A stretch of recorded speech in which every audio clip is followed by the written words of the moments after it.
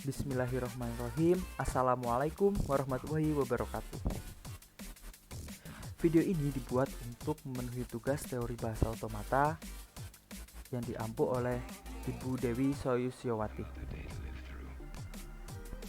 Oke, pada video ini saya akan mereview artikel tentang penerapan konsep FSA atau Finite State Automata.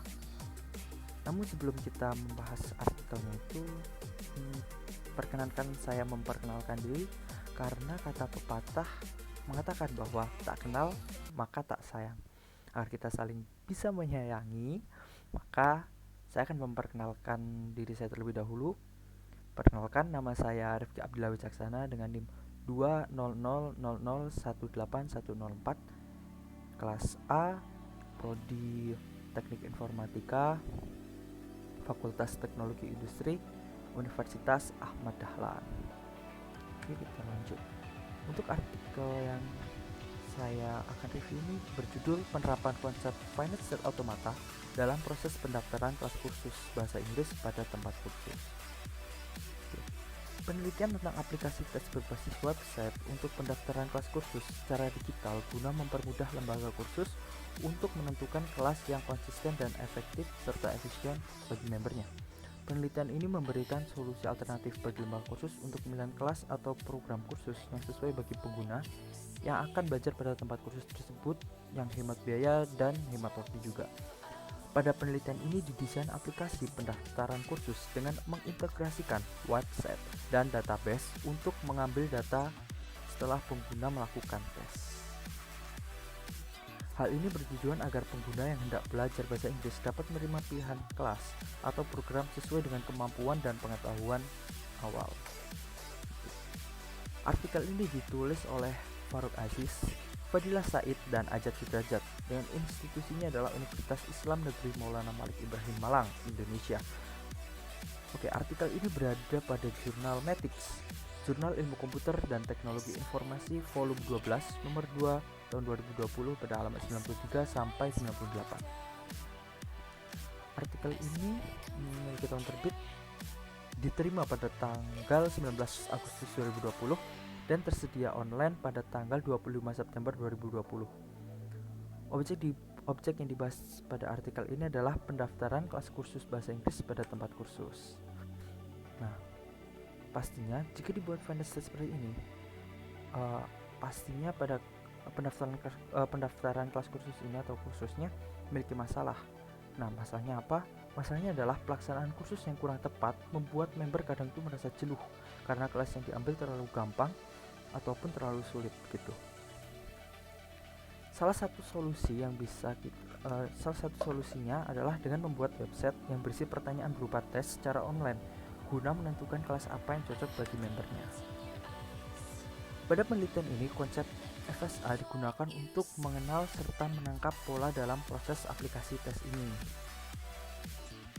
Penerapan metode ini pada proses pendaftaran kelas kursus dilakukan untuk merancang FSA. Proses pendaftaran kelas kursus pada tempat kursus menggunakan FSA sehingga dapat dikembangkan dan bermanfaat dalam pemilihan kelas secara efektif dan efisien. Ada 3 tahapan penelitian. Yang pertama adalah memahami pemilihan kelas kursus. Nah, memahami pemilihan kelas kursus ini meliputi yang pertama adalah memahami konsep tingkat kursus, lalu distribusi pengenalan kepada lembaga kursus dan masyarakat, lalu mekanisme penentuan kelas kursusnya. Tahap yang kedua adalah mencoba menguraikan konsep FSA pada pemilihan kelas kursus. Perancangan sistem akses bagi admin untuk pengisian soal dan buktinya. Lalu tahapan yang terakhir adalah melakukan perancangan diagram state. Berdasarkan diagram state, nantinya akan dibuat desain dan evaluasi atas fitur-fiturnya. Untuk kerangka kerja konseptualnya, yang pertama adalah kita mendesain FSA-nya dulu, lalu perancangan sistem, dan yang terakhir adalah desain website-nya. Oke, untuk jenis automata yang digunakan adalah Finite State Automata dengan jenis NFA atau Non-Deterministic Finite Automata, di mana salah satu next state-nya tidak sepenuhnya ditentukan oleh current state ataupun inputannya. Oke, untuk hasil penelitiannya bisa kita lihat di sini ada gambar final state. Nah, yang pertama Q0, di sini Q0 itu merupakan status awalnya atau mulai state-nya. Nah, saat dia member hanya mengambil satu bagian program, yaitu mungkin bisa writing, listening, reading, atau speaking, maka nantinya dia akan masuk ke final state Q1 di sini, dan di situ hanya akan mengikuti satu program yang tadi diambil, entah listening, writing, speaking, ataupun reading.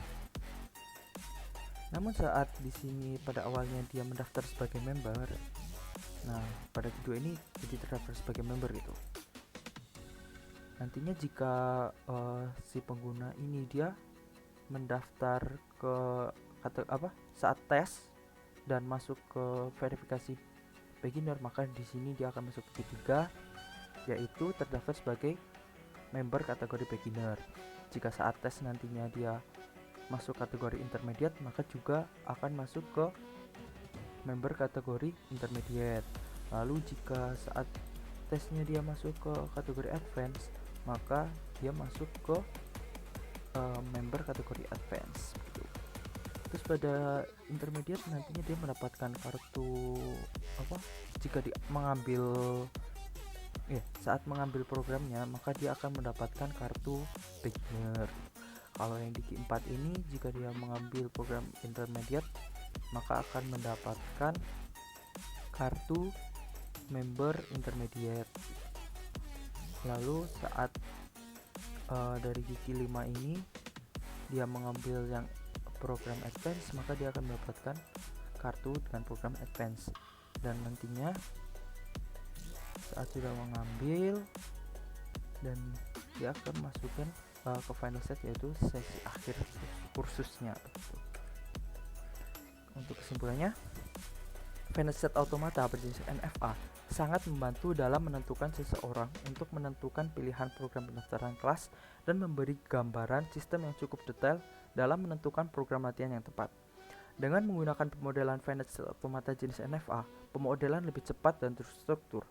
Hubungan dan transisi antar fungsional dalam aplikasi dengan mudah dapat didefinisikan dengan transisi antar set, sehingga dalam proses pengembangan tidak terjadi kesalahan pendefinisian hubungan antar fungsionalnya. Penentuan kelas disusun oleh sistem ditempatkan menggunakan set yang telah diurutkan berdasarkan ketentuan dari masing-masing kriteria bentuk tubuh. Dengan program ini, member diharapkan dapat terbantu dan mengetahui kelas yang benar dan sesuai dengan kemampuan dan pengetahuan masing-masing, sehingga terbebas dari kejenuhan di kelas nantinya. Oke, mungkin sekian yang bisa saya sampaikan. Kurang lebihnya mohon maaf. Jika ada salah-salah kata, saya mohon maaf yang setulus-tulusnya. Mungkin saya akhiri.